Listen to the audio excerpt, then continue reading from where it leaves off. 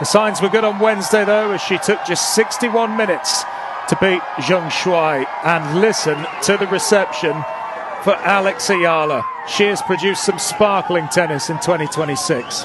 There's a number sitting on a screen right now that a lot of people in professional tennis really didn't want to see. Not yet.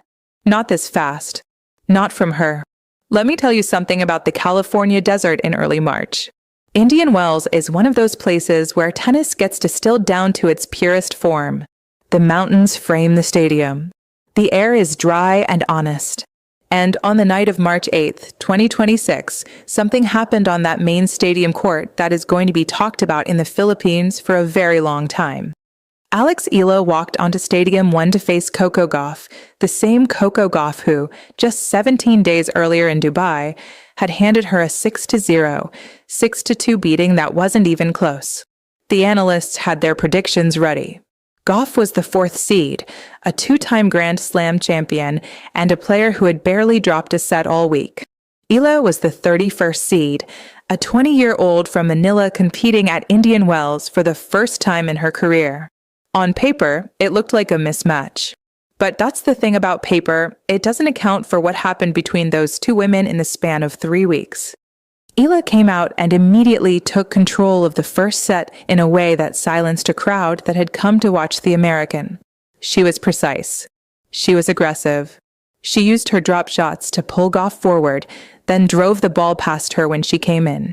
When Gauff broke early to go up 2-1, most people in that stadium probably figured the script was writing itself the same way it had in Dubai. It didn't. Eala broke back, then won 5 games in a row. Gauff, who leads the entire WTA Tour in double faults this season, was struggling with her serve from the very first game. By the time she called for a medical timeout late in the first set, her left arm being wrapped and taped by the trainer Eala had already done most of the damage. She closed out the set 6-2. Gauff fought through the medical issue and came back out for the second set, which tells you something about her character. But Eala broke immediately to go up 2-0, and that's when Gauff made the call that every athlete dreads making. She walked to the net and shook hands. That's unfortunate. Just the second time Coco Gauff has retired. My arm is going like this the whole time, so I'm sorry. Retirement. Final score, 6-2, 2-0. Now, there will be people who want to put an asterisk on this result because Gauff was injured. That's fair to acknowledge. But let me tell you what the numbers actually say. The first set was 54 minutes of competitive tennis before that medical timeout even happened. The margin wasn't luck. Eala was dictating play from the baseline, reading Gauff's serve before it left her hand, and punishing any ball that landed in the middle of the court. This wasn't a result that fell into her lap. She was winning that match, and Gauff knew it. But here's the part of the story that actually matters most to the people watching from Manila, from Cebu, from Los Angeles, from every corner of the Filipino diaspora that has been following this girl's career with a level of devotion that the WTA marketing department is still trying to fully comprehend. When the final points were tallied and the live ranking system updated, Alex Eala's name moved from 32nd, past 31st, all the way to number 28 in the world. A new career high. The highest ranking any Filipino player, man or woman, has ever achieved in the professional era of tennis. Think about what that number represents in context. She entered 2026 ranked 140th in the world. 1 year ago, she was not a seeded player at any major tournament. She was a prospect. A name people said to watch, but cautiously, because the jump from junior prodigy to consistent professional is one that breaks most players before they ever reach the level she's already at. The attrition rate in women's tennis between the ages of 18 and 22 is brutal, and the sport is littered with talented players who had every physical tool but couldn't hold themselves together when the matches started meaning something. Eala has not only survived that transition, she has run straight through it. Let's trace how fast this climb has actually been, because the pace of it is genuinely unusual. She made the semifinals of the 2025 Miami Open, taking out Iga Swiatek, Madison Keys, and Jelena Ostapenko, 3 Grand Slam champions on her way to that run. That's when the tennis world stopped treating her as a curiosity and started paying real attention. She came into 2026 already carrying momentum, and she hasn't wasted a single week of it. Quarterfinal in Abu Dhabi, semifinals in Auckland, quarterfinal in Dubai, where she beat world number 7 Jasmine Paolini before losing to Gauff. Every single week, she has been adding points, adding experience, and adding names to a list of top opponents that she has now defeated. As of this week, she is 3-3 against top 5 opponents on the WTA Tour. 3 wins, 3 losses. For a 20-year-old who a year ago had no wins against top 10 players to her name, that record is remarkable. And here in Indian Wells, she's become the first Filipino player to reach the round of 16 in the history of this tournament. After the match on Sunday night, she took the microphone on Stadium 1 and opened with a line that was genuine and gracious. She said, "First and foremost, I want to say Happy Women's Day, everybody. Bear with me because I have a lot to say. I want to say thank you to all the incredible women who have paved the way and who have advocated for themselves and for other women." She also addressed the manner of the victory directly, making sure to extend respect to Gauff. "I really didn't want to win this way, but this is still a really big moment for me to be able to play on the stadium of Indian Wells and against such a great competitor.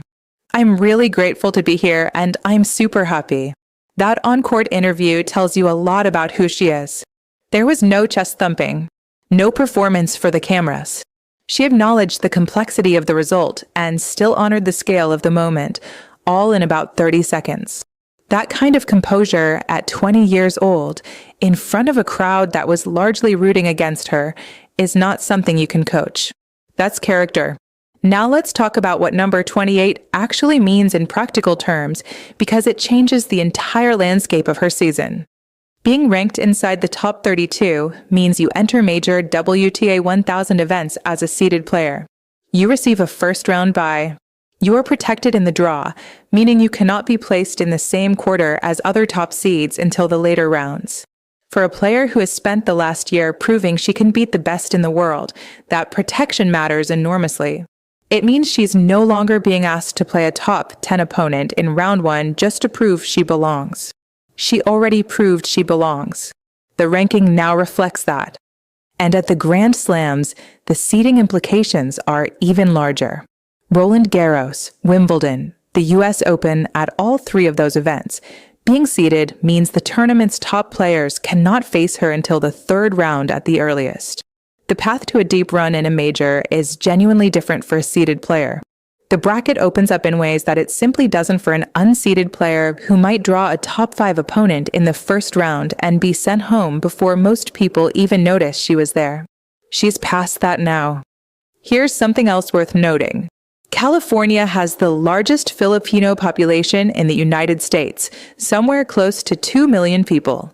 Indian Wells is, in a very real sense, a near-home tournament for Alex Eala in a way it isn't for almost any other player on the tour.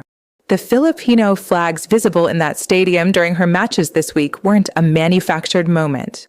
They were organic. Families drove hours to be there. People who don't normally follow tennis showed up because she was playing. The WTA's own social media team has already observed that her content metrics at Indian Wells have outperformed players ranked significantly higher than her. The fan base she has built is not just large. It is deeply loyal and emotionally invested in a way that's difficult to quantify but impossible to ignore. A day-in-the-life video posted to the BNP Paribas Open's official YouTube channel became the tournament's most viewed piece of content in 2026 by a significant margin. She has nearly 1 million Instagram followers, more than double that of players ranked at a similar level. The commercial reality of what she represents to brands trying to reach Filipino consumers, Southeast Asian audiences, and the global diaspora market is something that endorsement teams are actively recalculating right now. When your ranking moves from 32 to 28, the dollar figures that attach to that ranking move with it. But I want to make sure we don't lose the actual tennis inside all of this, because the tennis is what makes everything else possible. The reason Eala has risen this fast is that she is a legitimately complete player. She hits flat, she hits with variety, she defends from the baseline better than most people expected, and she is developing a serve that is increasingly becoming a weapon rather than just a neutral shot. Her coach and the entire Rafa Nadal Academy structure in Mallorca, Spain, where she trains, have spent years building this foundation. You don't jump over 100 spots in the rankings by accident. You do it by training with the kind of obsessive precision that most players can't sustain. Nadal himself has been a presence and a mentor throughout her development at the academy. The culture of that place, the physical demands, the emphasis on clay court fundamentals, the relentless attention to footwork and court position has shaped her game in ways that are going to pay dividends for years. If she continues to develop at anything close to the rate she's been moving at, the conversation about her ceiling is not going to stay at number 28 for very long. Her next match at Indian Wells is against Czech player Linda Noskova, the 14th seed, who came through a tough 3-set match against Sorana Srsti to reach the round of 16. It will be their first career meeting. Eala has earned the right to be considered a legitimate threat in that match and in every match that follows it on this tour. Before I close this out, I want to take a second to zoom out and sit with what March 8th, 2026 actually means historically. International Women's Day. The night that Alex Eala acknowledged on the court. The night that, when the rankings refreshed, a Filipina name appeared in the world's top 30 for the first time. Those two things landing on the same day, in the same moment, feel like something more than coincidence. There are kids in the Philippines right now who are going to grow up thinking the top 30 is a reasonable destination. Not a fantasy. Not something reserved for players from Russia or America or Spain. A destination. Because Alex Eala already got there. She put a flag in it. And based on everything we've seen from her this year, she is not done moving. The wall is broken. The number is 28. And the story is just getting started. If you've been following this channel, you already know we've been on this story since before most people were paying attention. Drop a comment below. Tell me where you were watching when she beat Gauff, or what you think her ceiling actually is. Is top 20 realistic before the year is out? I want to know what you think. Hit like, subscribe if you're new, and we'll see you on the next one.